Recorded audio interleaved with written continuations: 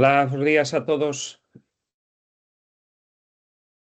Vamos a esperar un par de minutos para dar tempo ao resto de xente a incorporarse e daremos inicio a esta xornada.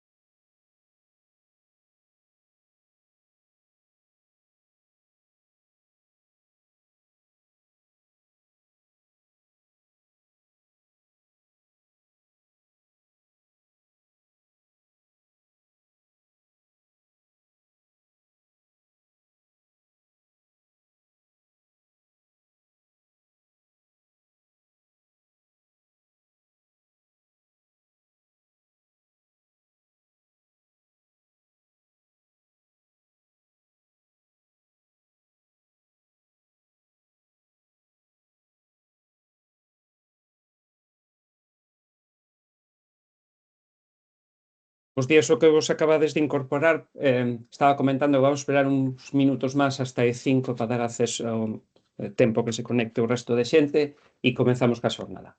Moitas gracias.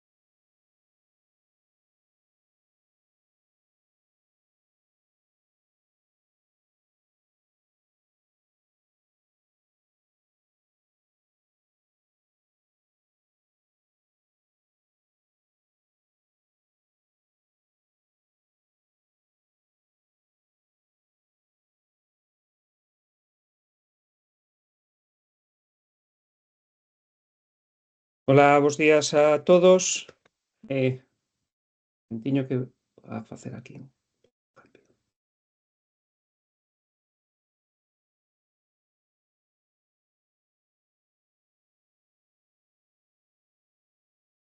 Pois, bos días a todos e benvidos a esta xornada de demostración do proxecto Links. Antes de nada, gustaríame agradecervos a vosa presencia e interés por estar hoxe aquí.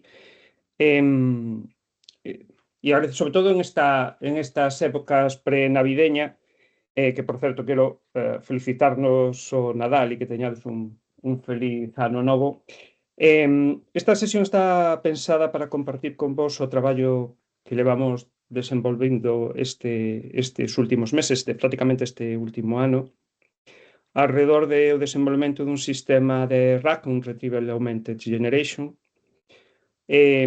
adaptados a contextos tan exixentes como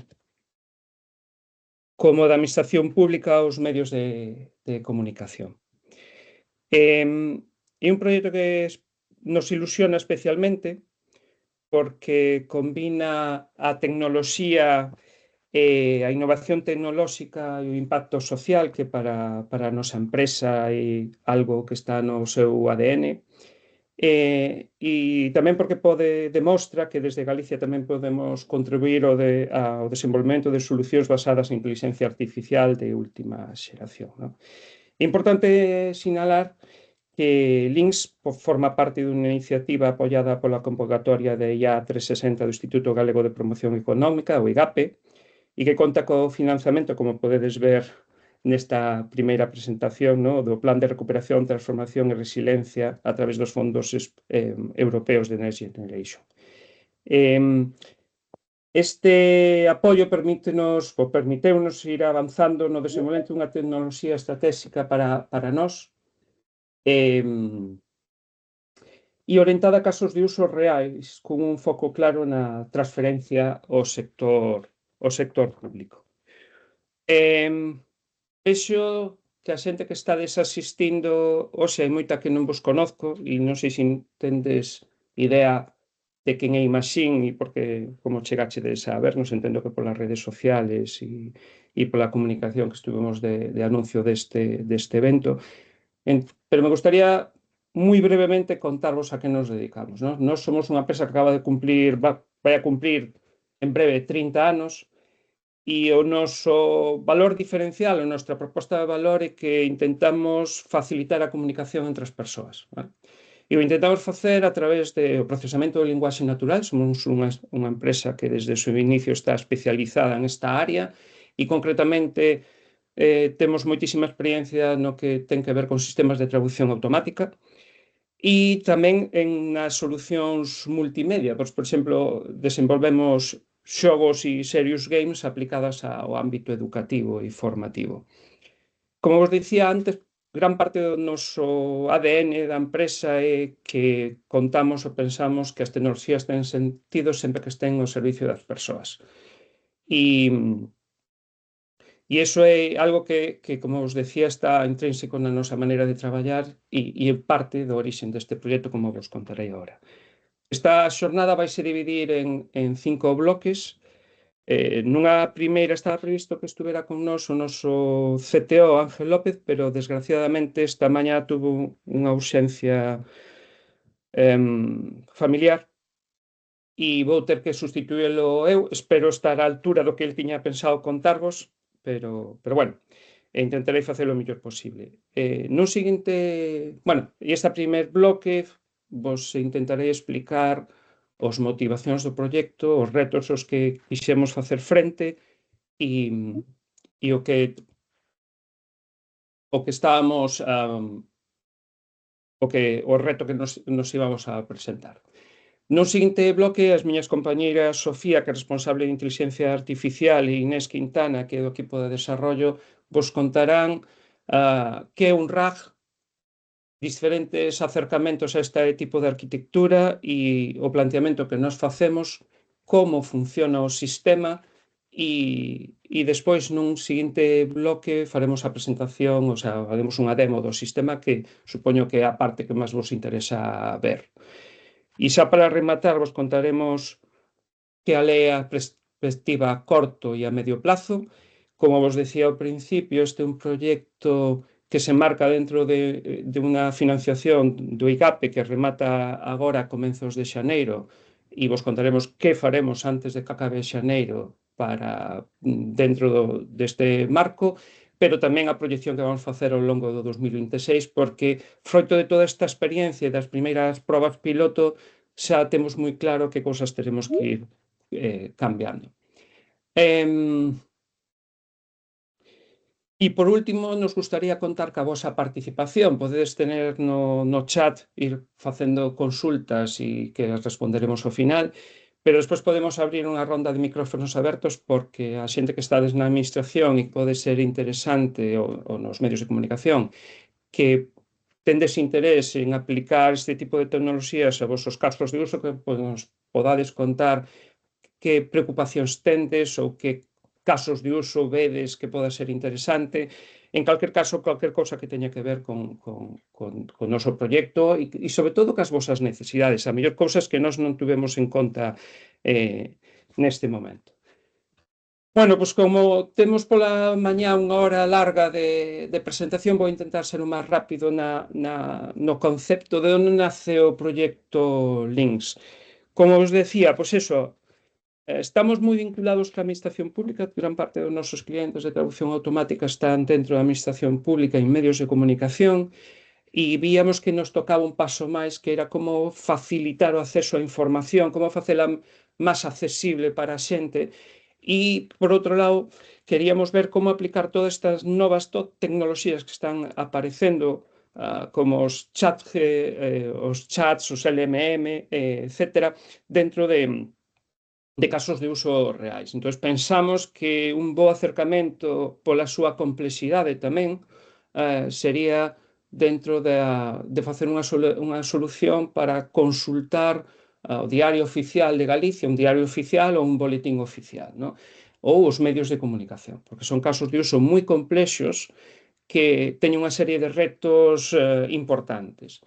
Gracias a todo este traballo que levamos facendo, o que vos vamos a presentar hoxe é un piloto, non é un produto finalizado. De feito, estamos en paralelo ahora cas fases de proba. Xa vos contará as miñas compañeiras o complexo que é validar e verificar un produto como un RAG neste entorno, pero sí que nos pode decir que hoxe en día somos capaces de dar unha solución para outros entornos, por exemplo, unha empresa que teña toda a súa documentación, como é o noso caso, ¿no?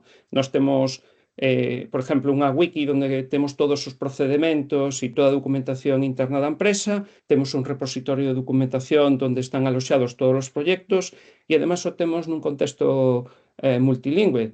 Somos unha empresa que fala en galego, fala en español, fala en inglés, en algúns casos tamén hai documentación en portugués e podemos agora mesmo poder acceder a toda esa información mediante un chat. Entón, agora mesmo, gracias a todo este bagaxe, xa podemos dar solucións en produción deste calado, ¿no? Que é Links? Pois, como xa adiantamos, é unha solución basada en RAG para consultar información pública en linguaxe natural. Combina a recuperación da información ca resposta contextualizada, ¿no? E en este caso está especificamente diseñada para o caso de uso de un diario oficial ou un boletín oficial. O sistema vai a entender o contexto das preguntas, busca directamente na documentación oficial e ser as respostas, e o máis importante, dunha forma verificable e explicable. Sí, verémoslo despois, que as ferramentas que temos por detrás do que é o frontal que permiten facer todo isto. Que problema resolve? Pois xa o estuve adiantando, non? As buscas manuais hoxe en día son difíciles e complicadas, a veces leva tempo atopar a información que estamos buscando cando queremos localizar pois nun diario oficial, non? A persoa ten que ter uns coñecimentos de como se debe facer esa búsqueda para atopar por palabras clave ou por conceptos, e a veces provoca erros e frustración cando estás buscando en onde has atopada esa información. Links o que pretende é resolver estes problemas, ¿no? Para facilitar mediante linguaxe natural. Aquí, bueno, vou comentar un pouco máis adiante, pero nas últimas semanas xa nos empezaron a aparecer unha serie de problemas que non tuvemos en conta, que pasamos dun contexto en que a xente está acostumada a falar e a preguntar con palabras clave a un contexto en que ten un lienzo en blanco e ten que preguntar con linguaxe natural.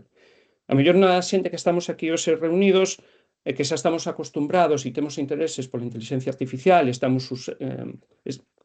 somos conocedores de como facer un prompt, etcétera, non é o mismo que unha persoa que non teña tanta experiencia. E a veces a experiencia que ten un usuario final non formado con os sistemas que están hoxe no mercado e desme permitir a licencia de dicir un pouco para xogar con eles, non para recuperar unha información concreta. Entón, aí vemos que a mellor hai que mellorar eses interface de interacción humana porque cambia, ¿no? E despois o contará Inés e Sofía como, según fagas a pregunta, a resposta pode ser mellor ou peor. Por tanto, hai que formar o usuario Entón, a mellor tamén hai que modificar ese interface. Agora está, soberédese como típico interface de os chatbots que estamos acostumbrados, como, non quería decir nombres, pero bueno, ChatGPT o Gemini, ¿no? O interface lóxico, pero xa estamos tendo na cabeza que a mellor hai que modificalo e ir a outro tipo de interface que mellora esa interacción. Volvendo ao que soluciona, vai ter respostas máis precisas e reducir o tempo, o esforzo e esa frustración que temos a veces cando queremos buscar esa información. Está pensado para a cidadanía,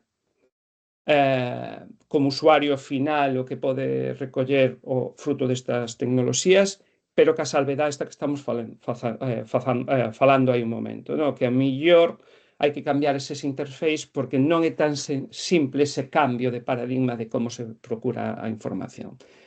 Está tamén orientado, pensamos que pode ser usuarios, as persoas do sector público que estades máis acostumadas a utilizar estas ferramentas, os profesionais dos medios, ainda que hoxe nos vamos a focalizar no diario oficial, a ferramenta está pensada para medios de comunicación que poda consultar toda esa hemeroteca e a partir de aí, tanto para o público como para os propios redactores, poder atopar conexións que non tiñan coñecemento. Pasa moito nos medios de comunicación que van cambiando as persoas e non teñen toda a bagaxe de toda a hemeroteca que teñen e non teñen conocimiento de que a mellor xa se falou dun tema e isto podría facilitalo. E, en xeral, para calquera organización pública que manexe grandes volumes de información, ¿no? Que diferencia marca un sistema como que nós queremos presentarvos hoxe frente a un ChatGPT, a un buscador habitual? Frente a un ChatGPT ao uso, pois o máis importante que o que quere resolver este tipo de tecnoloxías, que intentamos prevenir que haya alucinacións ou que se inventen respostas. As alucinacións, xa sabedes que son aquelas cosas que os ChatGPT, os LMs se inventan cando teñen información. Eu diría, como escoitei, non sei onde escoitei isto, pero me gusta dicilo, que realmente os LLMs están alucinando todo o tempo, só que a veces coincide co que nos queremos que nos diga, ¿no? Despois, comprenden e responden en linguaxe natural, eso sería frente aos buscadores habituales. Ofrece respostas verificables, é dicir, cada vez que se lle vai a facer unha consulta, veredes na demo, agrégase o documento para que se poda comprobar esa información e se dá outra información de contexto. E despois o que comentaba antes, que en este caso está especificamente desenvolvida para boletíns oficiais, ¿no? É importante porque outros sistemas que son genéricos non están adaptados a este entorno e estes entornos teñen as súas peculiaridades. Que características vai a ter? O que estaba comentando ahora. A especialización e adaptación está centrada nesta solución.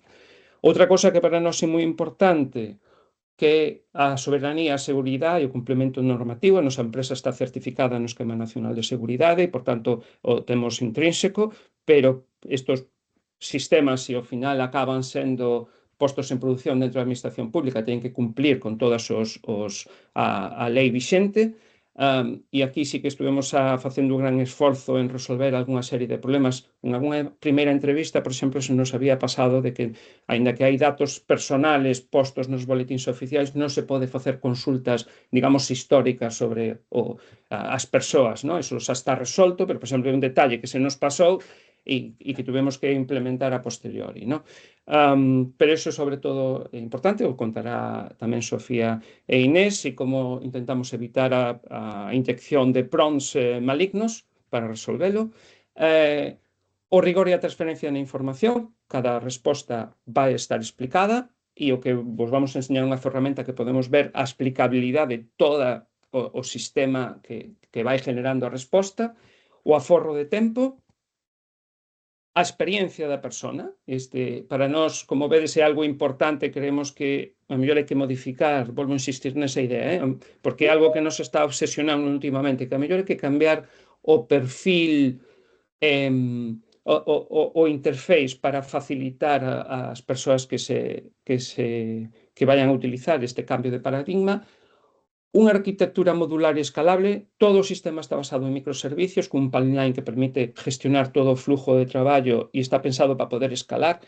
E, además, que é un sistema que non está posto aquí, pero que é agnóstico dos modelos. De feito, xa vos lo cantaremos agora, nos temos integrado diferentes modelos e están testeados. Como para sabedes, para aqueles que xa nos conocedes e que en algúns casos sodes clientes nosos, para nós é moi importante a linguaxe, o idioma, e ten que dar resposta nas linguas cooficiales. Entón, buscar modelos que podan responder ben e sin erros é importante. Por eso estamos traballando con modelos que se están desenvolvendo dentro do PERTE da lingua, como son o Salamandra ou os modelos do proxecto Nos aquí en Galicia, como Carballo, todo ese tipo de modelos, e estamos facendo test tamén de modelos grandes e como adaptar modelos pequenos para responder, para que tamén o consumo, porque hai unha cousa que é importante, estes sistemas consumen moita infraestructura, como podemos facelos máis eficientes. Por último, a innovación, que ten que ver tamén con isto que estábamos a comentar, como podemos mellorar os modelos e adaptalos a estes contextos, que eso será no 2026 o faremos, e estamos agora tamén integrando búsqueda híbrida para mellorar os procesos, e por último, e quizás para nós o máis importante, o impacto social e a documentación do acceso, a facilidade do acceso ao sistema. E nada, esta é a pequena introducción que, como sabíades, iba de facer Ángel, espero que vos pudera transmitir o suficientemente ben. E ora as miñas compañeiras van a contarvos a arquitectura do sistema. Gracias. Bueno, eu antes de explicar a arquitectura de links como tal, vou facer un breve repaso, porque imagino que a maioría de xente que estades aquí xa coñecedes o que é o RAG, pero por se acaso hai algún despistado, vou explicar as tres arquitecturas principais que existen agora para este sistema, aínda que hai moitas máis e isto evoluciona moi rápido. Ao final o RAG creo que se forma de dous componentes fundamentais, que é a base de datos da que saca a información, que esta explicará Inés máis adiante, e despois da arquitectura, que esta arquitectura que vedes aquí é un RAG tradicional, moi básico. Ao final, un usuario fai unha consulta. A partir desa consulta, hai un modelo que busca na base de datos cal pode ser o fragmento de toda a documentación que ten aí almacenada que máis se pode achegar á consulta do usuario, dalle esa información ao LLM e o LLM, baseándose únicamente nesa información, en ese fragmento, elabora unha resposta. Entón, así, aseguras que non alucina esa información ou que non se queda sin nada. No caso de que non haxa nada na base de documentos que poida contestar a esa consulta do usuario, debería contestar que non sabe. Despois temos arquitecturas un pouco máis avanzadas. Esta sería o caso do self-RAG, que se supón que é capaz xa de razonar ou de pensar, vai un pouco máis aló. Entón, é capaz de avaliar se o fragmento recuperado é de verdade válido para contestar a consulta do usuario ou non. E despois está unha arquitectura que se estaba facendo bastante sonada, que é o RAG axéntico. Neste caso non o tivemos en conta para o noso caso de uso, porque ao final o que fan este tipo de sistemas é poder consultar máis aló da base de datos, como pode ser, por exemplo, na web, pero ao final nun sistema que queres que recupere información para o ámbito legal sería bastante perigoso que puidese ou dañino para a resposta información máis aló da base de datos de interés. Entón, nun RAG axéntico, basicamente, o LLM busca primeiro se co corpus no que foi entrenado pode contestar ou se necesita acudir a fontes externas. Se necesita acudir a fontes externas, se ten suficiente co que atopa na base de datos ou se necesita buscar noutras, ou cal é a mellor base de datos na que pode buscar a información. Agora voulle dar a palabra a Inés, que vos vai explicar un pouco xa como creamos nós a nosa base de datos para o DOGA e despois xa explicarei mellor cal é a arquitectura como tal de links. Bueno, esta sería la infraestructura que tenemos del sistema, que está formada por dos capas, la del RAG y luego la del proceso de recolección, transformación y guardado de datos, que se conoce como ETL por sus siglas en inglés, extracción, transformación y carga. Este proceso está dividido en etapas encadenadas, empezando por un scraper diario que lo que hace es scrapear la web del DOGA y extraer los documentos de ese día, HTML y metadatos que puedan ser interesantes como fecha, título, sección, etc. Luego con esto se preprocesa y se indexa en nuestra base de datos de documentos, que sería Elastic.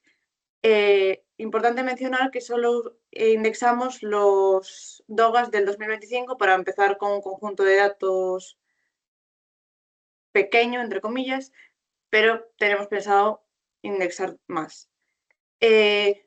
Luego, cuando ya tenemos los documentos, lo que hacemos es dividirlos en fragmentos de más o menos 1000 caracteres, que esta división no se hace cortando en 1000 caracteres y ya, sino que se hace manteniendo la coherencia semántica lo máximo posible. Se intenta buscar el separador más cercano siguiendo un orden de prioridad.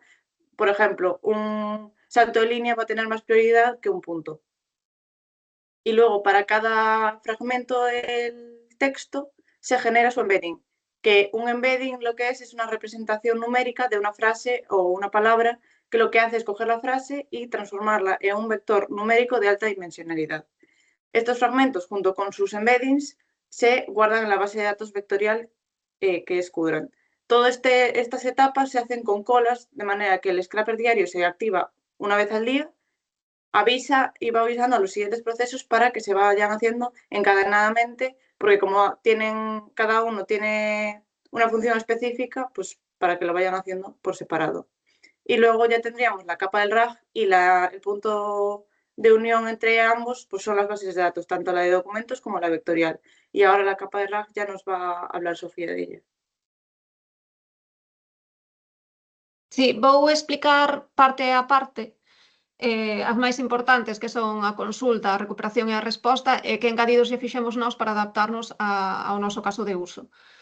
Algo que xa dixo Diego é que non tivéramos en conta nun primeiro momento, que nos demos conta cando tivemos a primeira reunión coa xente do DOGA, é que é moi importante que non se poida facer seguimento de nomes propios, DNIs, e que non se poida facer unha trazabilidade de datos sensibles. Polo tanto, para poder evitar isto, valémonos dun NER, dun recoñecedor de entidades, que basicamente o que fai é un modelo que identifica nomes propios e clasifica segundo a súa tipoloxía. Entón, cada vez que identifica que dentro da consulta do usuario hai un nome propio, esa consulta xa nin sequera chega a procesarse. Xa se lle manda unha mensaxe ao usuario de que ese tipo de datos non se poden contestar e que faga outra consulta. Tamén o facemos con regex para xestionar os DNIs ou outro tipo de información ou incluso un prompt injection. Despois, estamos nun contexto bilingüe. Ao final, todas as respostas que está xerando links son en galego, os DOCAT que están recollidos están todos en galego, así que o que se fai é poñer un traductor por detrás que traduzca toda aquela consulta do usuario que non estea propiamente en lingua galega para que a búsqueda sexa máis eficiente. E despois quixemos integrar este sistema como unha especie de chatbot, o sea, que non faga simplemente a consulta, che devolva a resposta e non poidas interactuar nada máis sobre esa consulta que acabas de facer. Entón, para iso, temos un LLM que analiza a consulta do usuario. Analiza si a consulta é sobre un tema completamente novo ou se está seguindo unha conversa con respecto a cuestións anteriores. Vale, despois xa se fai a xeración de embeddings, como comentou Inés, a búsqueda semántica e a recuperación.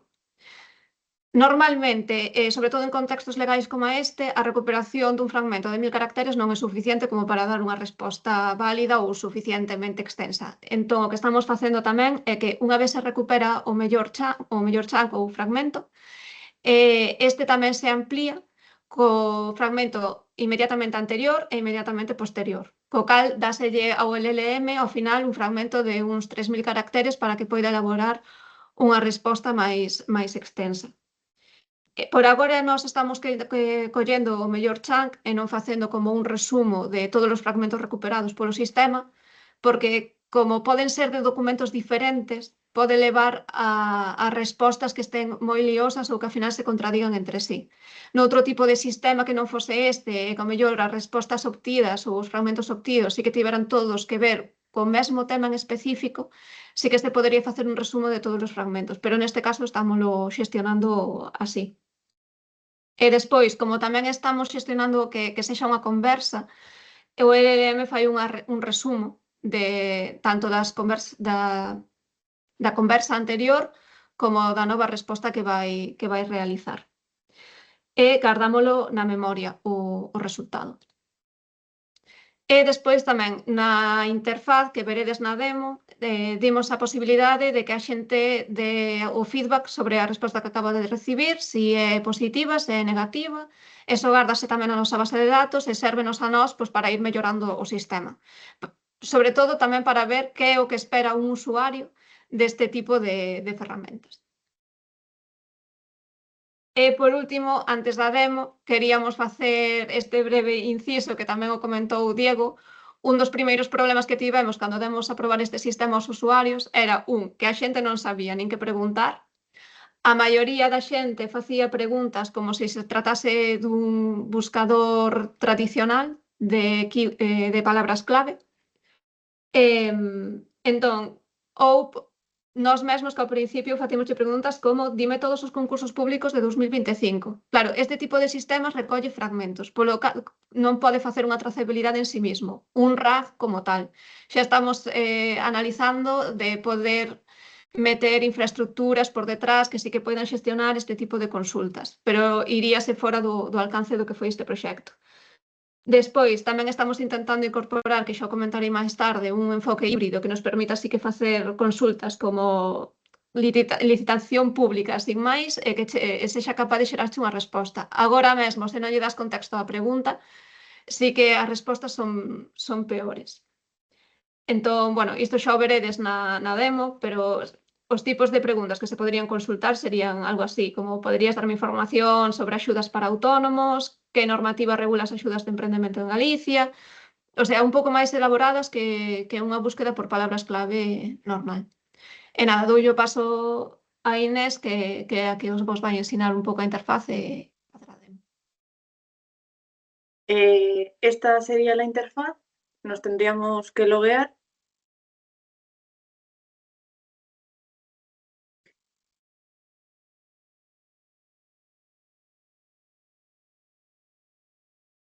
Vamos a hacer unas varias preguntas para mostrar distintas casuísticas. Nos aparece un mensaje de saludo y podríamos empezar, por ejemplo, por esta pregunta. Tarda un ratito, no mucho, porque lo va haciendo a tiempo real. Aquí a la izquierda podemos ver que tenemos conversaciones previas de otros días. Guardaría la conversación, la podrías ir a esa conversación y retomarla en cualquier momento. También tenemos un README que, bueno, habla un poco las características, ejemplos de consulta, recomendaciones de uso, limitaciones, etcétera, que se podría echar un vistazo. Y bueno, aquí vemos que pues, nos da información. Le hemos preguntado sobre ayudas para autónomos y pues, nos cuenta sobre programas que hay de ayudas para autónomos. Además, podemos ir a ver que aquí pone la fuente donde he extraído la información. Vamos aquí y nos pasa al DOGA completo de donde ha extraído los fragmentos más afines a la pregunta. Si vamos por aquí ya podemos ver que sí que están estos programas, que sí que existen y podríamos seguir con la conversación. También cabe destacar que a mayores nos pone información extra que nos podría ser interesante para la pregunta que hemos hecho, pero no se utiliza para generar la respuesta. Para generar la respuesta solo se utiliza lo que pone en la fuente, como dijo Sofía, para que no haya conflictos y se haga un cacao con distintas fuentes. Vamos a hacerle otra pregunta, por ejemplo, del bono remuda, que está aquí, que es el programa 4. Aquí también podríamos darle feedback si nos parece útil o no, y poner un comentario para que luego nosotros podamos validar el sistema y mejorar la calidad. También usamos una herramienta que se llama Lanfus, que lo que hace es nos permite ver la trazabilidad de las preguntas. Aquí le hicimos la pregunta para autónomos. Pues si vamos por aquí, nos saldría pues todos los pasos que lleva y esto nos ayuda pues a ver en qué puntos podemos mejorar, qué ocurre por detrás. Podemos ver para cada pregunta, analizar por qué el sistema responde de cierta forma, ver qué documentos se recuperan, cómo fueron evaluados, el contexto que se le dio al modelo. Además, hablando ahora de la validación, el CITES nos está haciendo un dataset de validación que cuando esté, que va a ser dentro de nada, lo podremos utilizar con Lanfus para las respuestas que nos da y las respuestas que están en el dataset y las respuestas que nos da, pues ver por qué dar respuestas diferentes o no, dónde están los puntos de mejora, etcétera. Ahora volviendo a la demo, pues vemos que nos responde hablando del bono remuda y nos mantiene la fuente porque mantiene la conversación y saca la información pues, del mismo DOGA. Ahora podemos, por ejemplo, hacerle preguntas de una persona, a ver si nos da información de esa persona, que lo ideal es que no, para evitar la trazabilidad de una persona, como comentábamos antes. Nos sale un mensaje de aviso. También se podría aplicar lo mismo con el DNI. También un mensaje de aviso. Y luego también tenemos, evitamos el prompt injection, pero que para quien no sepa qué es el prompt injection, es una técnica en la que un usuario malicioso intenta manipular las instrucciones o el contexto que recibe el modelo con el objetivo de alterar su comportamiento. Por ejemplo, tenemos un ejemplo aquí que no te deja que ignores todo lo anterior y responda el sistema con non sei. Luego también tendríamos preguntas que si el sistema no tiene en su guardadas información, pues te saldría que no puede contestar, que reformule la pregunta o que hagas otra pregunta.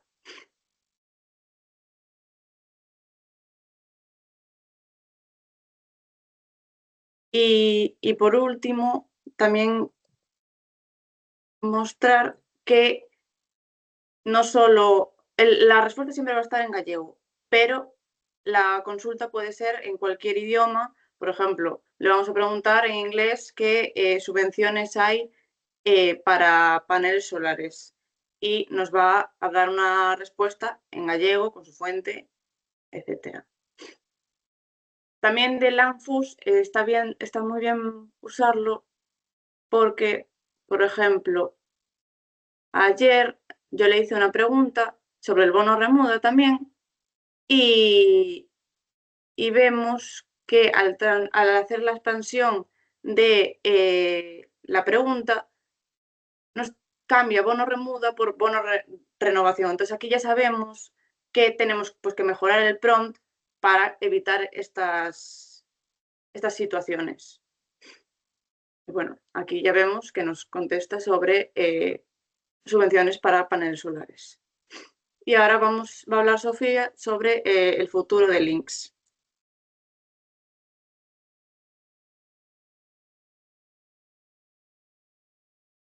Sí, bueno, eu vou comentar un pouco, como dixo Diego, o que temos previsto para o fin deste proxecto, que será o mes que ven en xaneiro, pero tamén o que temos pensado máis aló a partir de 2026. De cara a este fin de proxecto, bueno, o que xa comentei un pouco antes, agora mesmo as búsquedas e a recuperación está feito con búsqueda semántica, de similitudes semánticas e máis, e queremos poñer un enfoque híbrido que sexa capaz de facer este tipo de búsqueda, pero ademais poder buscar por palabras clave, que además sabemos que funciona especialmente ben para un contexto como este, como un dominio administrativo. Queremos probar con máis modelos, isto non o dixen antes, e agora a demo que fixemos hoxe está basada en DeepSeek, porque dentro dos modelos en aberto é o que máis capacidade tiña como para levar unha conversa. Ao final, isto de que funcione como un chatbot e que poida seguir contestando en torno a varias preguntas previas, etc., depende tamén da capacidade de contexto que teña o propio LLM. Modelos moi pequenos, como poden ser o Salamandra ou o Carballo, que tamén os probamos e que funcionaban moi ben, non son capaces de levar este tipo de conversas. Por iso, nesta demo, pues, estamos utilizando DeepSeek, pero tamén estamos traballando para poder mellorar este sistema ou propoñer infraestructura por detrás que nos permita, con modelos moito máis pequenos e que poidan estar autoaloxados, facer este tipo de búsquedas. E, bueno, queremos avaliar cos test de avaliación que están creando no Citius, especialmente para o noso caso de uso, para poder mellorar tamén o sistema, que están case rematados xa. E xa para o futuro, creemos que bueno, que algo que deberíamos facer sería o readestramento dos modelos de creación de embeddings e de recuperación. Ao final utilizamos os modelos BGE, podémolos poñer, calquera nos pregunta que cales dos modelos utilizamos, podémolos mencionar sin problema. Utilizamos datos multilingües que sí que funcionan especialmente ben para galego, pero quizáis o mellor sería reentrenar con datos deste dominio en galego. Tamén creemos que a evolución máis natural sería ofrecer respostas tamén en linguaxe clara, especialmente neste dominio administrativo, no que tantas veces é complicado entender a linguaxe. Sabemos que xa hai sistemas que o están implementando e gustaríanos implementarlo tamén para este, que permita simplificar a linguaxe e ser máis accesible para a xente. Bueno, facer probas con integración de GraphRag, que sería un RAG que con conexión a través de grafos e que se faga máis fácil a seguir o funcionamento do RAG en sí mesmo. Bueno, nada máis. Abrimos a conversa, as preguntas que tiverades, o que queirades contarnos, e xa falades con Diego. Gracias, Sofía. Pois nada, o que decía Sofía, abrimos a conversa para que nos podades preguntar, sei que hai unhas preguntas, Salo, nos podes facer un resumen, e aquela xente que quera facer algunha pregunta, ou sobre todo nos interesa moito, e aquí vamos a ser nós un pouco egoístas, no? Que nos contades vos tamén como vedes estas tecnoloxías aplicadas a vosos entidades, administracións, empresas, non? Si lle vedes algún peligro que nós non comentáramos, ou calquer cousa que vos preocupe de un sistema no que se integran sistemas de inteligencia artificial de cara ao público. Sí? Salomé. Bo día a todos e a todas. Bueno, Estefanía Cordeiro fixo unhas 3 preguntas e imos con elas. A evolución desta solución evolucionará para incluir tamén BOE e os boletíns oficiais provinciais? Pois a nos gustaríanos, Estefanía, pero agora mesmo é un proxecto que nós pensamos para integrar nunha administración, non para dar noso servicio cara fora. Vale? Temos experiencia, sobre todo en entornos que teñen que ver con dar servicio público en xeral e son complicados de xestionar, e a noso expertise de integrar estas solucións en administración ou empresas, non? máis que dar o servizo. No caso do RAG, se a consulta do usuario é sobre algún tipo de metadato, por exemplo, en que páxina do DOGA de X día podería atopar información relativa á pregunta previa, daría dita información da páxina correspondente, pois os modelos actuais tipo ChatGPT ou Gemini, que tamén utilizan o scraping como método de obtención de información, custalles bastante resolver e devolver os metadatos de forma correcta e fiable. Sí, bueno, ya vimos en la demo que la fuente que te da ya es de la página del documento donde extrae la información, así que sí, ya está implementado. Como sería a implementación para o uso deste tipo de solución dentro dun medio de comunicación? Pois, Estefanía, en ese caso, nós o que vemos é integrando a hemeroteca. Entón, estamos probando ahora, de feito, temos aí un caso de uso interesante para probar que é eso, integrando que a hemeroteca e darlle un servicio aos propios redactores, que podan facer unha consulta que estaba explicando antes na presentación, ¿no? Que podan buscar sobre toda a súa hemeroteca, incluso facer relacións entre noticias. Antiguamente, xa tiñamos desenvolvidas solucións deste estilo dentro de medios de comunicación mediante grafos, pero que acontecía? Que por exemplo, ti aplicas un NER e sacas todas as entidades que están dentro dunha noticia e con eso faz as relacións. Que ocorre? Que nunha noticia podese decir que falou con non sei quen e ese non sei quen non ten importancia dentro da noticia, pero, sin embargo, queda relacionado. O aplicar este tipo de tecnoloxías, si sabes de quen é importante dentro da noticia. Entón, podes facer esas relacións con máis exactitude. Non? Entón, estámoslo pensando en ese sentido. Vale, e en breve faremos algún piloto tamén con medios de comunicación para eso. Leonardo Curros pregunta: como se valida que as respostas sexan as que se esperan? Esa é moi boa pregunta, Leonardo. Contaba antes Sofía que estamos a traballar co CITIUS, coa Universidade de Santiago, precisamente en ese ámbito, porque isto é estado del arte. Non existe unha metodoloxía para unha validación que nos diga que a resposta que estás obtendo é a mellor resposta de todas as posibles. Non existe esa metodoloxía, hai que creala. Entón, estamos facendo en varios pasos. Primeiro, vamos ter un procedimiento para evalualo, que estamos construindo a medias co CITIUS, e despois, como decían, un dataset.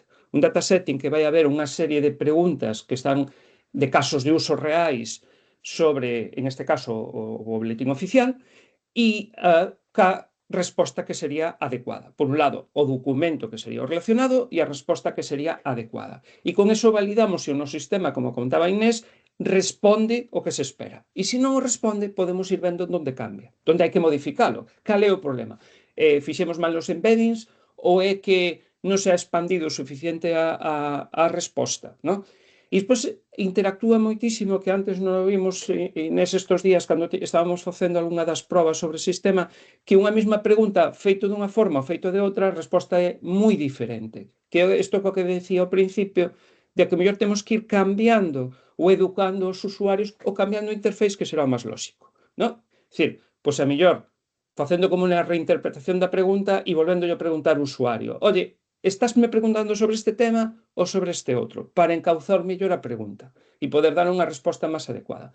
Pero, bueno, respondendo concretamente, ahora mismo, eso estámoslo facendo cunha batería de probas nosa, pero en breve, antes de que acabe o ano, teremos xa o dataset para que nos días que nos quedan de xaneiro dentro do proxecto aplicalo, aínda que isto vai a ser unha implementación continua. Porque, pois, hai outra cosa máis. Cada vez que cambiamos o modelo, as probas que se fixeron xa non son válidas, hai que volvelo a facer. Entonces, isto necesita un procedimento, por eso falaba do procedimento, un procedimento importante para ir validando. Aquí, como estamos consumindo sempre modelos autoloxados, sempre sabemos o versionado. Pero imaginaros que isto este integrado con un ChatGPT ou un Gemini por detrás. Imaginaros que usáramos eso. Cada vez que eles modifican calquer tipo de comportamento, habría que volver a facer todos os tests, porque pode cambiar totalmente o sistema. Vale, bueno, alongueime un pouco na resposta. En relación con esta pregunta, antes de retomar cas anteriores, entendo entón traballamos entón cunha porcentaxe de acerto? É que o acerto depende.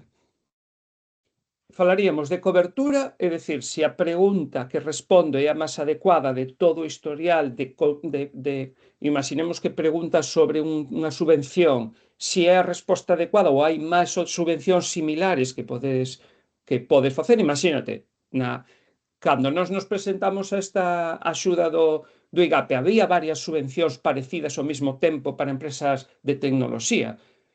Era máis adecuada que nos respondera a que nos presentamos ou a outra, non? Ese sería, digamos, falar de cobertura. E despois, que a explicabilidade da pregunta é adecuada. Eso que queremos facer agora co dataset. Pero, insisto, non existe unha metodoloxía hoxe en día estándar para validar estes sistemas.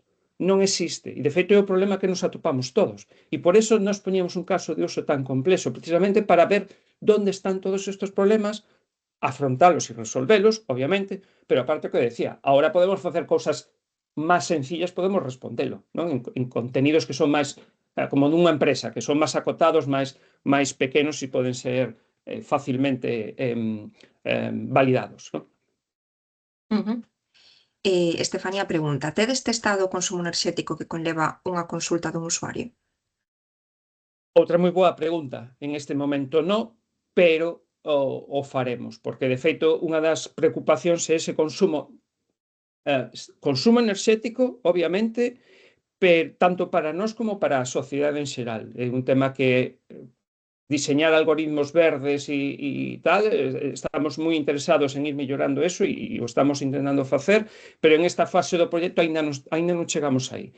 O que sí, por exemplo, que che decía, o que comentaba Sofía, ahora temos que usar un DeepSeek para que faga unhas respostas máis axeitadas e entonces é un modelo moi grande que ten que estar aloxado nunha máquina xa con unhas prestacións grandes e, por tanto, un consumo enerxético maior. Pero estamos analizando si con modelos máis pequenos, entrenados de outra forma ou con capas intermedias, podamos responder dunha maneira similar ás consultas dos usuarios e manter unha calidad similar a eses modelos, porque aquí tamén hai que ponderar a calidade de resposta, me refiro non a que devolva o documento que é, sino a resposta de contexto e con o gasto enerxético e o consumo de recursos, porque ahora mismo na implantación destes modelos na administración pública é un problema. En moitas administracións non contan con este tipo de infraestructura e non somos conscientes porque estamos implantando modelos de traducción neuronal en distintas administracións a nivel nacional e hai que pelearse pola GPU, sabes? Entón é un problema que si nos preocupa e o teremos en conta antes de sacar o produto, digamos, comercial. Canto afecta aumentar o tamaño da base de datos o tempo que tarda o modelo en dar resposta? É dicir, incluir máis anos de rexistro do DOGA aumenta moito o tempo de resposta? No lo aumentaría mucho, porque al tener guardados los embeddings, la búsqueda de embeddings es muy rápida. Entonces, luego lo que es mandarle al LLM lo que tiene que usar para generar la respuesta es lo mismo, da igual cuántos DOGAs tengas. La búsqueda de embeddings es muy breve. De hecho, en Lanfus podemos ver. Sí, o único que pode aumentar o tempo de latencia e tal é o número de fragmentos que queres que che extraiga, eso sí. Pero o número de documentos que haxa na base de datos non. Ou non dunha maneira significativa. As respostas poden xerarse a partir de varias publicacións do DOGA ou só dunha, a máis relevante. Por exemplo, para elaborar un resumo das axudas destinadas ás persoas autónomas, podería resultar interesante combinar varias publicacións. Nós agora mesmo témolo para que xere a resposta a partir da máis relevante. Sí que se podería facer que fixese un resumo de varias publicacións, pero estábamos vendo que despois as respostas non eran tan boas como a que temos usando só o mellor. Por iso tamén facemos o de outra documentación que pode ser relevante para que si o que colleu como mellor non era a resposta que estaba esperando o usuario, poida consultar outro tipo de documentación. E de feito, haberá aí todos os DOGAs que recopilou. Entón, ao mellor na resposta non está, pero sí que está na información máis relevante. De todas maneiras, sí que seguimos traballando para ver se podemos incorporalo de maneira que sexa eficiente tamén a resposta. Tamén, Sofía, comentábamos, creo que xa o comentaxe, sería interesante, como decía Sofía, o tipo de resposta ou de pregunta que lle podes facer, ahora mismo non podes preguntarlle dame o listado de licitacións dos últimos 3 meses, non? Ou de o que sea, ou de tal tipo de anuncio, non? Pero eso tamén o vamos a incorporar porque ten que poder facelo. O sistema RAC non resolve ese tipo de preguntas, pero habrá que integrar con un servicio convencional, digamos, de preguntas por tags, ¿no? Para facilitar e expandir as respostas que pode facer ahora o sistema. Temos algunha pregunta máis? Si era a última do chat, non sei se alguén quere intervir falando, se así, pode dicirlo polo chat e quitamoslle o mute. Nadie se anima, a xente que vin desde a administración. Bueno, aí hai unha pregunta nova. Vale. Pode unha persoa preguntar se se adecua ás bases dunha convocatoria? Sofía, Non sei se esas... entendí ben. Entendo Sí. que poñer as características e que che diga se te adecuas a unha convocatoria en específico ou non. Pois é unha pregunta, non o probamos, así que tampouco che podo dicir se sí ou se non, pero eu creo que sí que porque fixemos preguntas similares e que sí que foi capaz de contestarnos. Pero sería unha proba interesante para facer. No fondo sí que debería ser, é certo que non, esa proba non chegamos porque ahora estamos obsesionados con ter a mellor resposta, vale, pero sí se podría facer porque no fondo tes un LLM detrás e seguramente que si faz esa pregunta é porque está subindo unha convocatoria de calquer cousa e preguntando directamente a un chat GPT o que fora, ¿no? E é capaz de respondelo e así debería ser. Non entra en conflitos de datos personais?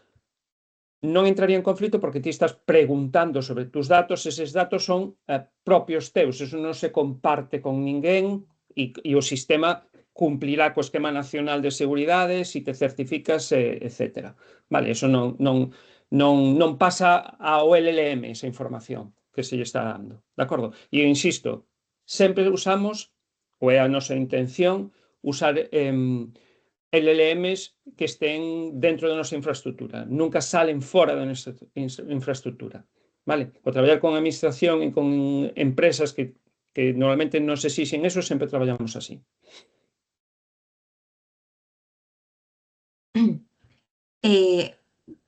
Links vai estar dispoñible como servizo para usalo dende portais corporativos?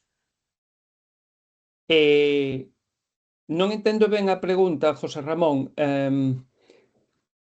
Nós non vamos, pero a ver se é isto que preguntas. Nós non vamos a poñer o servicio, en principio, non é a nosa intención poñer un servicio de consumo de cara ao ciudadano que poda consultar o DOGA ou calquer boletín. Non é a nosa a nosa empresa non fai ese tipo de produtos agora mesmo. Vale, non quero dicir que despois analicemos e sexa un produto interesante. Nós desenvolvemos tecnoloxía para que poda integrar a administración ou empresas. Entón, non é a nosa intención facer eso. Si sería, por exemplo, pois nun boletín dunha diputación ou no propio DOGA ter toda a tecnoloxía para que sexa esa administración que preste ese servicio con sus datos.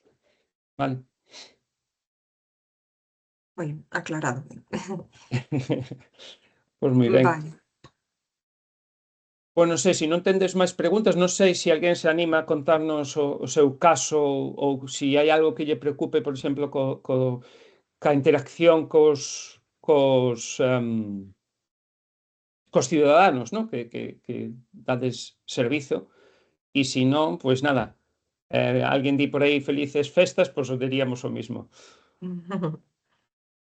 Damos uns minutos e se non, pois damos por rematada a sesión. Espero que fose do voso interese e vos deixamos ahora, Sofía, podes darlle a seguinte...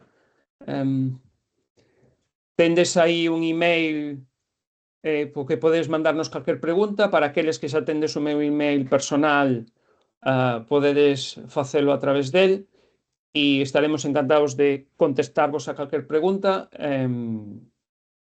E como decía Sofía, incluso preguntas técnicas, que modelos que estamos aplicando, non temos ninguna problema en compartilo. De feito, apostamos moito polo software libre, pola compartición de información, para que todos podamos avanzar no desenvolvemento destas ferramentas, ¿no? Vimos dese mundo e estamos moi ao favor de compartir e compartillar a información. Pois nada, como non vos animades, pois o deixamos entón aquí. Moitísimas grazas a todos. Felices festas. Hasta logo. Grazas, boas festas. Hasta logo.